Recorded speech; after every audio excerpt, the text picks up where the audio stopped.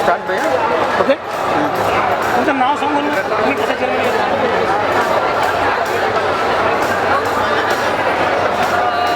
माझं मयुरी उषा पंजाबराव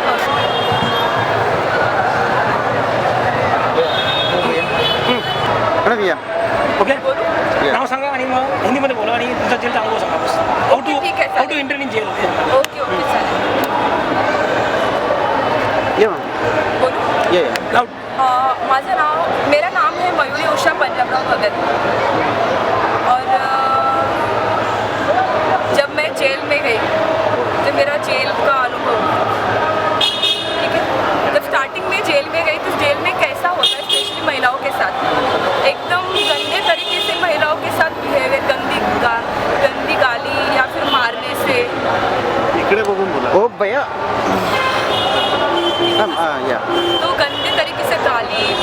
बातें या फिर मारना इस तरह से तो स्टार्टिंग से ही ओपन झडती किया जाता है WPC कारण सांगा ना जेलमध्ये कारण सांगा तुम्ही सुरुवात करा म्हणजे मी एक मैं सोशल वर्कर एक समाज कार्यकर्ता थी करके मुझे अरेस्ट किया गया क्योंकि स्पेशली सामाजिक बोलते हैं ना सामाजिक जानी जब करते हैं किसी को बताते हैं कि समाज ये बदलना यही एक गुनाह है और यही गुनाह की वजह से मुझे जेल में डाला गया। दूसरी बात जब मैं जेल में गई हम ऐसे 5 लोग थे जब जेल में गए एक्चुअली हम लोगों ने कभी जेल नहीं देखा था लेकिन जब जेल में गए तभी पता चला कि जेल कैसा होता है।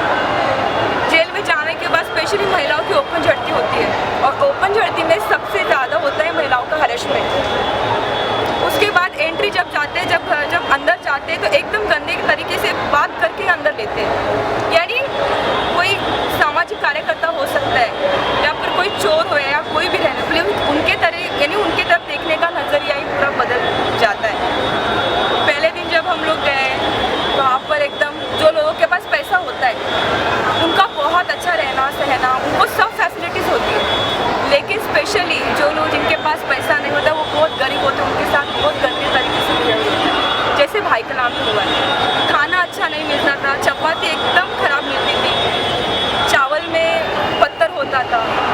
दूध भी मिलेगा तो उसमें से ज़्यादा पानी रहता था। मैडम तुम्हारा SC है जेल महिला हाऊ मेनी SCs वगैरे अदर कम्युनिटी अच्छा किती महिला होत्या जे आपल्या कम्युनिटीमध्ये होत्या तिथं? हाँ सगळ्यात जास्त म्हणजे खरं म्हटलं तर हाँ सबसे ज़्यादा जो महिलाएं थे एक्चुअली जो भाईखला जेल है स्पेशली भाईखला जेल में सबसे ज़्यादा है बांग्लादेशी वुमेंस ज़्यादा है सबसे ज़्यादा जो संख्या होता है बांग्लादेशियों का होता है। उसके बाद होता है वो जो SC कम्युनिटी जो बोला जाता है उनका भी होता है लेकिन उनका और जो डावरी केसेस होता है स्पेशली जिनकी बहू के केसेस वगैरह होता है वो सेम है। मतलब वहाँ पर जो सामाजिक कार्यकर्ते हैं जिन्होंने रेप वगैरह ऐसे जो मतलब अलग अलग जो गुनाह लोग करते हैं सबको सेम ट्रीट करते हैं अलग अलग ट्रीट करते हैं नहीं वो बताना है बिल्कुल ही सेम ट्रीटमेंट नहीं होता है स्पेशली जो उनके पास पैसा होता है जो WPCO को जो जेलर को या फिर वो ये सब पैसा जो देते हैं उन्हीं के साथ अच्छा बिहेवियर होता है नहीं तो फिर वैसा नहीं होता है। women who were there in the prison why they came there after what are the reasons जो महिलाएं अंदर आई थी हमारे साथ जेल में उनका क्या रीज़न होता है आने के अंदर? एक्चुअली सबसे ज़्यादा जो जेल में आते हैं स्पेशली मुंबई के जेल में तो वो बांग्लादेशी होते हैं उनका यानी बांग्लादेशी घुसखोरी करके एक्चुअली उनका केस ही नहीं होता है अगर बॉर्डर से अगर उनको छोड़ा ही नहीं जाएगा तो फिर वो क्यों आएंगे जेल में और जब लेके आते हैं तो उनके साथ बहुत एक्चुअली वो फॉरेनर्स हैं जैसे अफ्रीका के जब आते हैं चाहे कौन से भी फॉरेन के जो आते हैं तो अपने वो गेस्ट होते हैं तो उनके साथ अच्छा ही बिहेवियर होना चाहिए ना कि एकदम गंदे तरीके से लेकिन अफ्रीकन के साथ या फिर एनी अदर दूसरे फॉरेनर्स के साथ अच्छा बिहेवियर होता है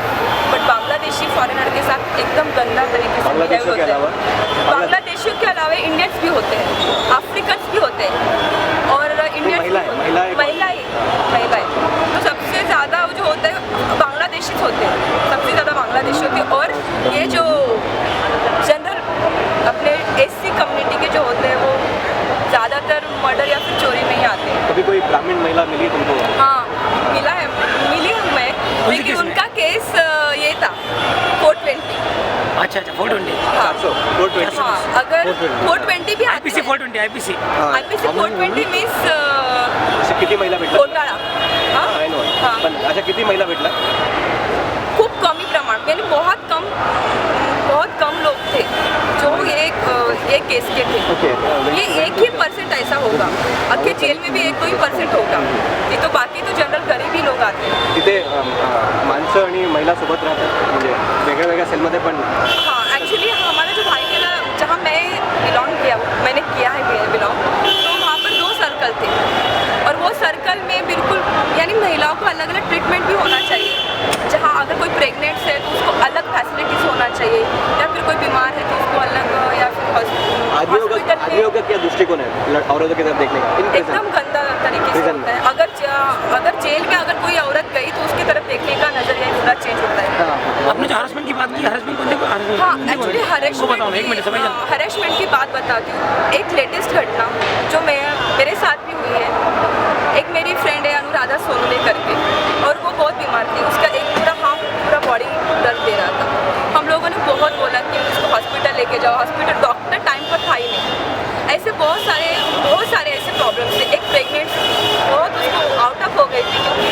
एक्चुअली वैसे भी मेंटली और फिजिकली तो होता ही है मारना तो होता ही है कंपलसरी और गाली गलौज तो कंपलसरी होता ही है तो जब वो बीमार थी तभी उसकी बहुत भयानक तरीके से तबीयत खराब हुई लेकिन टाइम पर डॉक्टर नहीं है ऐसी एक पेशेंट थी जेल के अंदर एक बच्ची ने मर गई थी यानी उसको प्रेग्नेंट थी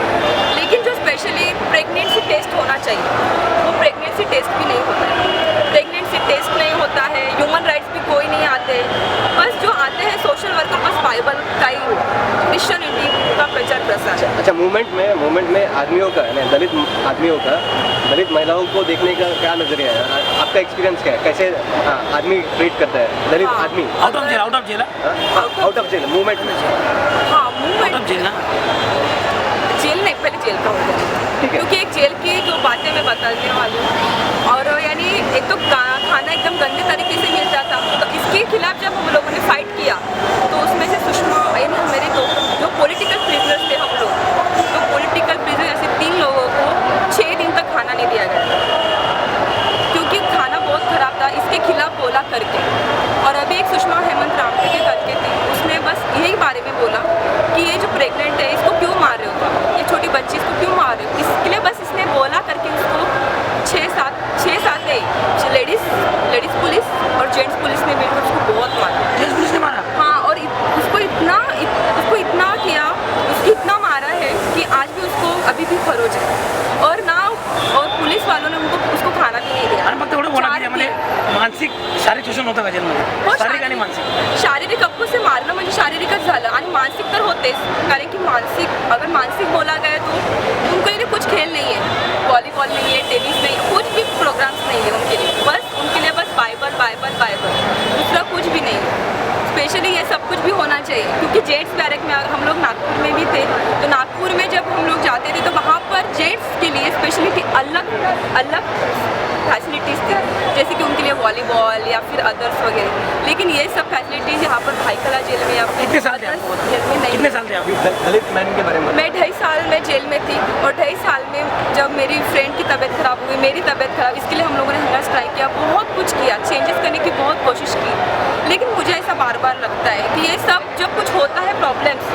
तो ह्यूमन राइट्स में आना चाहिए राष्ट्रीय महिला आयोग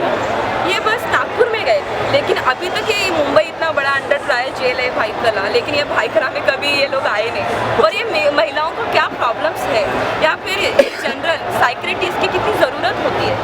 और साइक्रेटिस्ट की भी कोई साइक्रेटिस्ट नहीं है लेडीज़ डॉक्टर नहीं है ओनली जेंट्स डॉक्टर्स है और हॉस्पिटल भी बड़ा नहीं है अगर कोई इंसान बहुत बीमार हो जाता है टाइम पर जे तक जाते डिलीवरी गाड़ी में